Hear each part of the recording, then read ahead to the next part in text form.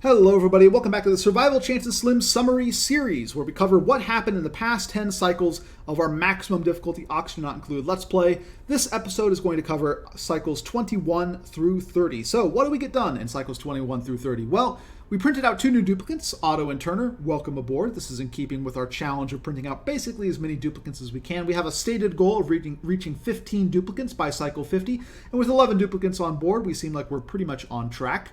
But we did take a break from printing duplicants to grab a Balm Lily seed. Balm Lily seeds are very important because they require nothing in terms of resources to grow. Now, the only thing they yield you is materials for making medicines, which are kind of useful, kind of not useful, but very importantly, because they require no resources to grow, you can use Balm Lily seeds to feed Dreckos and develop a large Drecko ranch that way. And Dreckos are very important because they give you thimbleweed fiber, potentially plastic if you grow them in the right environment. Both of those are very important resources that would be otherwise very difficult for us to obtain. Thimbleweed fiber usually takes a lot of polluted water run through a thimbleweed in order to get that. So that's going to be very important. Dreckos are also a great source of meat. Dreckos also kind of thermally moderate your base because each Drecko is born at the same temperature and has a fairly large thermal mass. So if we're ever offered a Drecko from a care package, we're going to snap that up and start off immediately some Drecko ranching.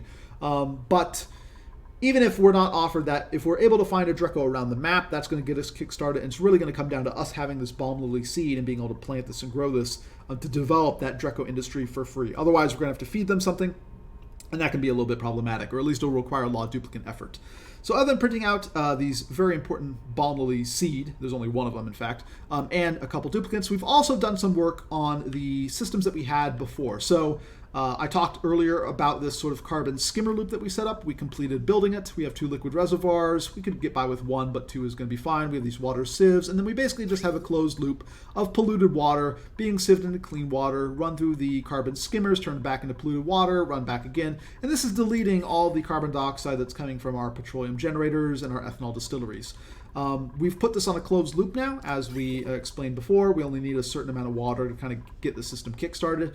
And the rest of the water is then going to some domesticated arbor trees that we're setting up. We also dug out a little bit further around the map, in particular wanted to get to this sort of peninsula before all of this went hot, and grabbed for ourselves some arbor acorns, which we're now in the process of planting down here. And these domesticated trees are going to keep our sort of operation going. They're going to make sure that we continue to have power. They're going to make sure that we continue to produce polluted dirt. They're not going to net us anything in terms of polluted water, because we're basically, for every kilogram of polluted water that we feed into these arbor trees to let them grow, we're getting only about 0.9 kilograms out. Roughly 10% of the water that we put in is getting turned into more polluted water through this sort of ethanol chain. But this will help keep our system going while our pips plant some more wild trees. We hit a bit of a snafu in terms of our pips planting wild trees. A lot of adult pips were trapped in a sort of loop where they were trying to grab some mealwood seeds and drowning themselves. So we had to kind of build some interesting stuff to get them out of there. But we've done that, and we've gotten the pips hopefully productive again, so they'll go around and plant some more arbor trees. We would have liked them to be doing that in that entire time, but mistakes were made, and we'll just have to get by with some domesticated arbor trees for now. That'll cut back on our resources, but in the meantime, we have set up some Oxyferns using the wastewater from our infinite bathroom loop. See the first summary episode for an explanation of that.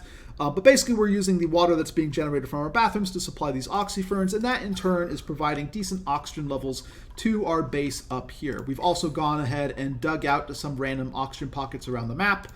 So we have decent oxygen in a lot of these areas right here from the pockets that we've dug out. We're going to want to see that diffuse into the rest of our map and become useful.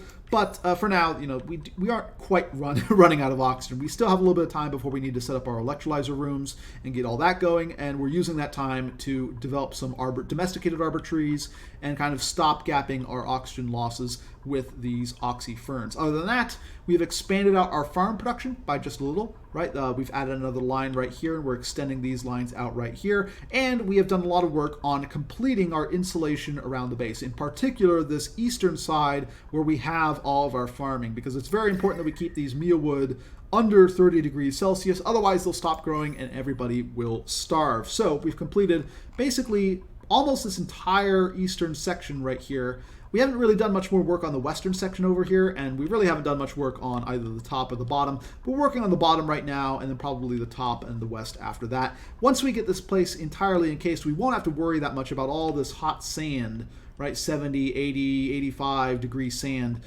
spreading its heat into our base. We're going to try and grab as much area as possible because we're going to want to set down as many of these arbor trees as possible.